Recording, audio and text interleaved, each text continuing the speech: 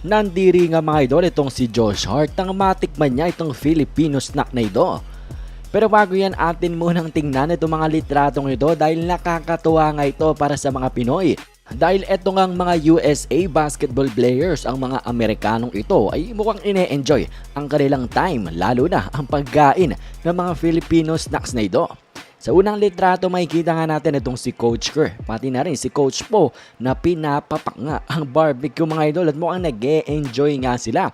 At may hawak pang plato itong si Coach Kerr at mukhang marami ang kakainin. Si Coach Po tira ng tira mga idol sa likod. Ito namang si Jalen Bronson mga idol sa next picture ay kumakain ng pochi. I think alam nyo naman na kung ano yung pagkain na yon. And si Austin Reeves mga idol, habang kinakausap nga itong si Josh Hart ay kain nga ng kain ng Moby. Mukhang nag-enjoy nga itong si Austin Reeves sa snack na ito at yan, tira ng tira. At dito naman si Josh Hart pati na rin si Tyrese Haliburton ay isang sikat nga na Filipino snack din ang tinitira. Stick on mga idol at itong si Tyrese Haliburton mabait ha, sinishare ang kanyang pagkain dito kay Jay Hart. Ito namang si Bobby Portis mga idol ay hindi ko alam kung anong tinitira na ito mga idol, anong kinakain niya. Pero base sa kanyang lalagyanan ay parang medyo may sabaw, may sarasang kinakain niya, maybe siomay. Ang tinitira na ito ni Portis pero hindi natin alam mga idol. Pero dito sa litrato natin next ay ito ang platong hawak daw Coach Steve Kerr. Mukhang ang na-enjoy niya itong barbecue mga idol at ayun, limas nga mga idol, ubus na, wala nang natira. And eto na naman si Jalen Bronson matapos makatikim ng pochi ay iba naman ang sinusubukan. Hindi ko alam kung anong tinatry niya dito mga idol. Para bang Shanghai yata ito, ewan ko, pero mukhang ang curious etong si Bronson sa kanyang kakainin.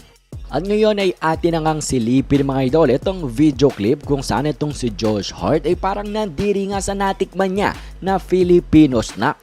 Pero kabaliktaran naman si Tyrese Haliburton dahil kung ito si Josh Hart ay ayaw niya dito. Sa snack na ito ay gustong gusto naman ito ni Haliburton. Silipin natin itong video clip na ito. Chocolate guy. Chocolate. Oh, it's broken up a little bit in here. Ooh.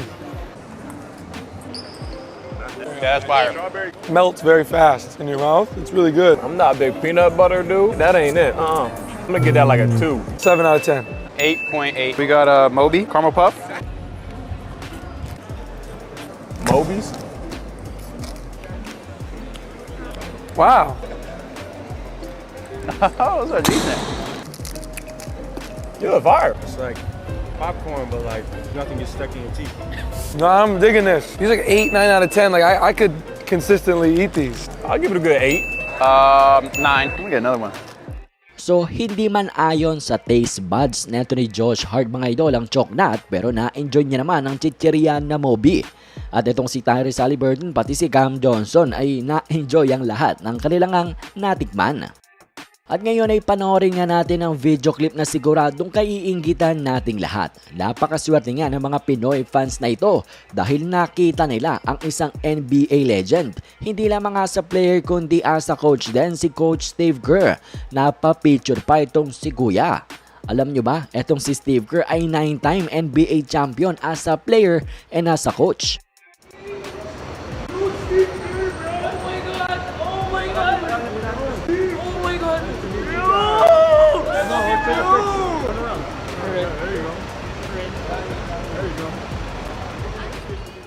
So nagkaroon nga ng once in a lifetime moment, once in a lifetime experience ang masuswerte na fan na ito at nakita nila mga idol ang isang NBA legend.